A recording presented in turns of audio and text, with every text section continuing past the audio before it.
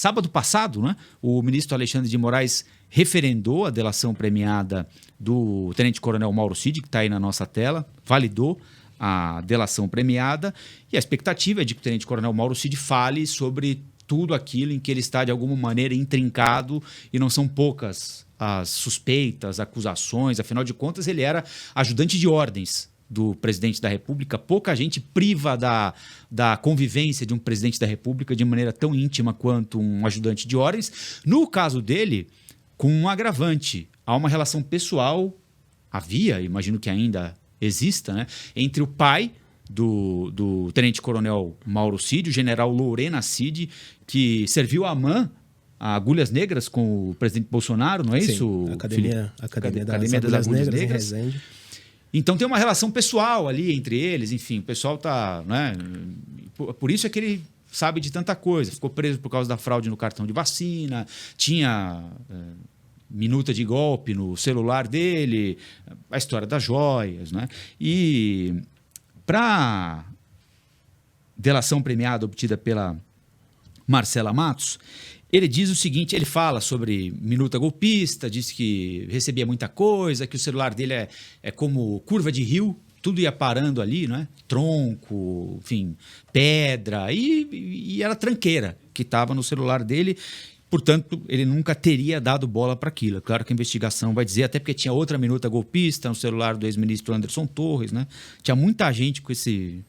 Com ideias, né? Com essa ideia nebulosa. Ele fala que não passava essas ideias para o presidente, que era comum dele receber, mas aí aí... Eu acho até interessante, antes da gente entrar na delação em si, a gente voltar um pouquinho, porque o Mauro Cid foi preso, como você falou, por causa da fraude nos cartões de vacina, mas a postura inicial dele era de não falar. Ele não ia falar, não ia comprometer ninguém, mas a partir do momento que o pai dele, o general Mauro Lorena Cid, ele começou a entrar na mira da polícia, inclusive mudou a defesa dele. A gente falou do Ao Ponto, inclusive alguns episódios sobre isso, sobre essa mudança. Primeiro começou com a história que ele ia assinar uma confissão, que o advogado dele anunciou para todos os meios. Ou seja, ia matar no peito e deixar a bola rolar. Só que uma confissão é a primeira etapa. O advogado dele, inclusive, falou com a nossa colega Paola Serra, a gente deu Ao Ponto, falou com a Paola. Depois começou a mudar. Inicialmente, a história da delação premiada não estava no radar. Começou a entrar depois, e aí chegou na quarta-feira passada, antes do feriado, a colega da Globo News, Andréa Sadi, deu o furo. Vai acontecer a delação que acabou sendo homologada pelo ministro Alexandre de Moraes, que vai ser um personagem aqui nesse episódio do Flow News bastante pouco daqui para frente, que é essa delação que promete ser bombástica. Porque o ouvinte até, não sei se o ouvinte tem esse detalhe, mas rapidamente falando, para não tomar muito tempo, a delação premiada, você não chega simplesmente e fala, eu vou fazer uma delação premiada, porque isso. Você tem que comprovar tudo aquilo que você está falando.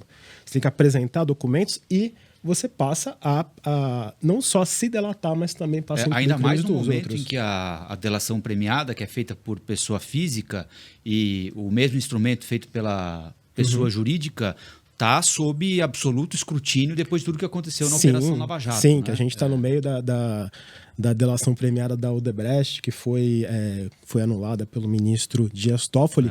Mas a delação premiada tem um ponto que é muito interessante, inclusive a nossa colega Mariana Muniz, ela apontou muito bem uma matéria. Quando você assina e homologa a delação premiada, você passa a ser um colaborador da justiça. Ou seja, você tem vários deveres e você não pode invocar um instrumento que está sendo muito importante nesse processo todo, que é o direito de ficar calado.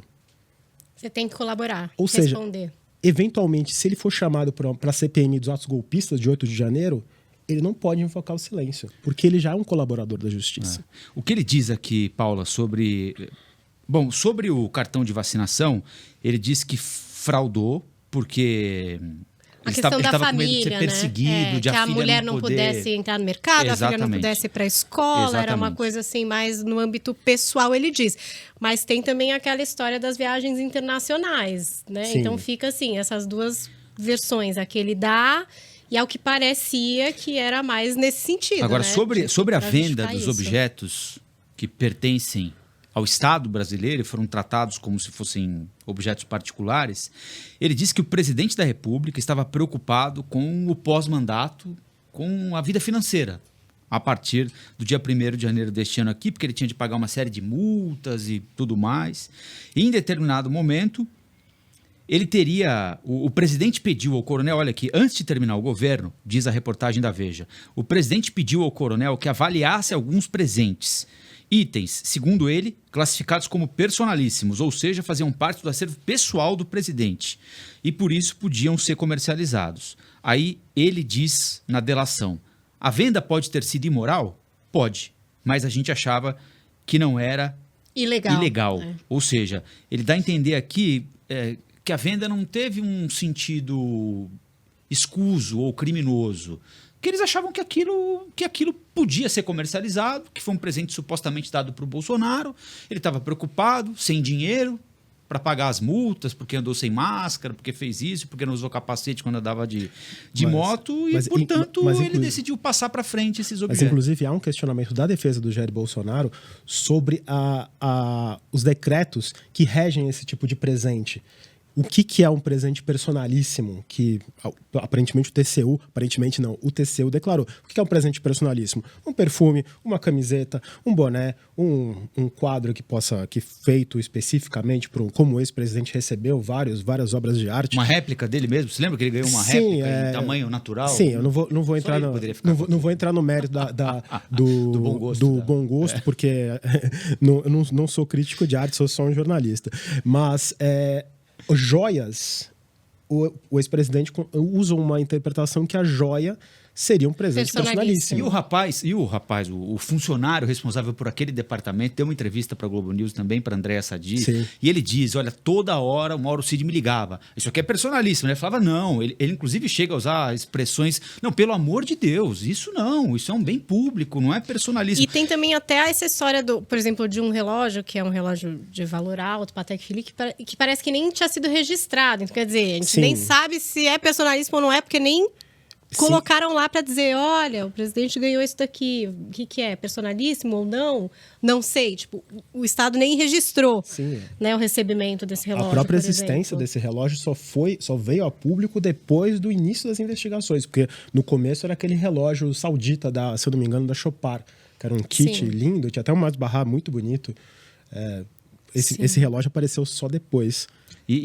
O que ficou ruim aqui também é que ele diz que entregou o dinheiro na mão do Bolsonaro. Sim. 68 mil reais. Não é isso ele corrobora 68 mil dólares. $1.000? E aí ainda traz essa história de que ele transferiu para a conta do pai, né? E aí sacou em dinheiro, entregou para o Bolsonaro e parte nos Estados Unidos, se eu não me engano. Ele diz aqui, olha, em mãos, para ele. Isso corrobora um pouco o que o advogado dele falou no dia que sinalizou que ele faria a confissão. Que ele falou que o Mauro Cid, me fugiu o nome do advogado agora, mas ele falou que o Mauro Cid apenas cumpria ordens. Porque ele é um ajudante de ordens, né? Ele é um ajudante de ordens. Deixa eu perguntar uma coisa para vocês, que eu sempre fico... O Bolsonaro parece que acredita muito, assim, nesse Mauro Cid, né? Porque até... Não sei hoje se ele já falou alguma coisa sobre essa parte da delação que vazou na Veja, mas antes ele estava, estou muito tranquilo, que o Mauro Cid não vai inventar nada, que ele vai contar as coisas como elas eram, e sempre, acreditando muito que Mauro Cid não ia o comprometer de alguma forma. Será que está com o mesmo papo agora? Então, não sei. Naquele dia, se eu não me engano, foi uma semana e meia, foi uma quinta-feira, 2 semanas, aliás, que ocorreram 8 depoimentos simultâneos.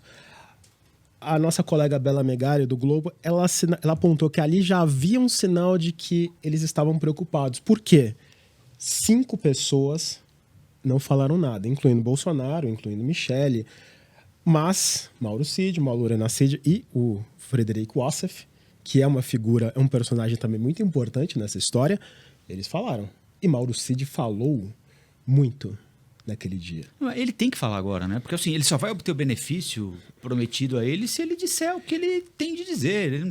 Ele não pode inventar, mas também não pode deixar de falar. Não, ele como eu falei no começo, ele é um colaborador da justiça. Agora já era. Ele não é só um delator, ele é um colaborador agora. Ele vai ter que fazer esclarecer ponto vai ter a que ponto, dar documento.